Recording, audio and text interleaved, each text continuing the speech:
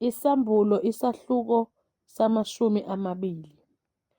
Ngase ngibona ingelosi yehle ezulwini iphethe isihluthulelo sakwaLasha neketanga elikhulu ngesandla sayo. Yambamba uDraco, inyoka endala, ongumhlebi noSathane. Yambopha iminyaka eyinkulungwane. Yamphonsa-ke kwaLasha, yamvalela phakathi, yamqinisa ngophawu ngaphezulu kwakhe, ukuze angabe esadukisa izizwe, ize iphelele iminyaka eyinkulungwane. Emva kwalokho kumele ukuba athukululwe isikhashana. Ngase ngibona izihlalo zobukhosi, bahlala kuzo banikwa ukwahlulelwa. Ngabona nemiphefumulo yababenqunyiwe amakhanda ngenxa yokufakaza ngoJesu nangenxa yezwi likaNkulunkulu, nalabo abangakhulekanga kuso isilo nomfanekiso waso, nabangamukelanga uphawu lwesilo ebunzini labo nasesandleni sabo, baphila babusa kanye noKristu iminyaka eyinkulungwane. Abafileyo ababesele kabaphila yaze yaphela iminyaka eyinkulungwane. Lokhu kungukuvuka kokuqala. Ubusisiwe ungcwele onesabelo ekuvikeni kokuqala.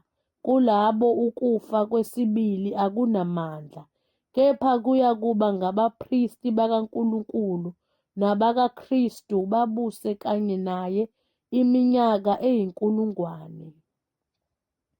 Nanxa isiphelile iminyaka eyinkulungwane, uSathane uyakukhululwa etilongweni lakhe, aphume ukudukisa izizwe ezisemagumbini omane omhlaba, oGogi noMagogi, azibuthele ekulweni, ezimumo wazo ungangesihlabathi solwandle. Zase zikhuphuka ngaphezu kobubanzi bomhlaba, zakaka ikamu labangcwele nomuzi othandiweyo.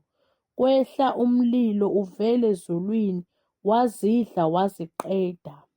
NoSathane owazidukisayo waphonswa echibini lomlilo nesibabule, lapho kukhona isilo nomprofethi wamanga. Ziyakuhlushwa imini nobusuku kuze kube phakade naphakade.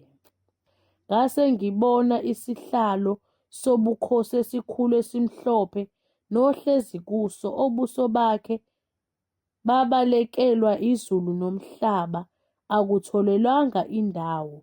Ngabona abafileyo abakhulu nabancane bemi phambi kwesihlalo sobukhosi. Izincwadi zavulwa, nenye incwadi yavulwa, ngeyokuphila, nabafileyo bahlulelwa ngalokho okulotshiwe ezincwadini njengokwemisebenzi yabo. Nolwandle lwabakhipha abafileyo ababekulo, nokufa neHadesi kwakhipha abafileyo ababekukho, behlulelwa yilowo nalowo njengokwemisebenzi yakhe. Ukufa neHadesi kwaphonswa echibini lomlilo. Lokhu kungukufa kwesibili, ichibi lomlilo. Uma ekhona ongafunyaniswanga elotshiwe encwadini yokuphila, waphonswa echibini lomlilo.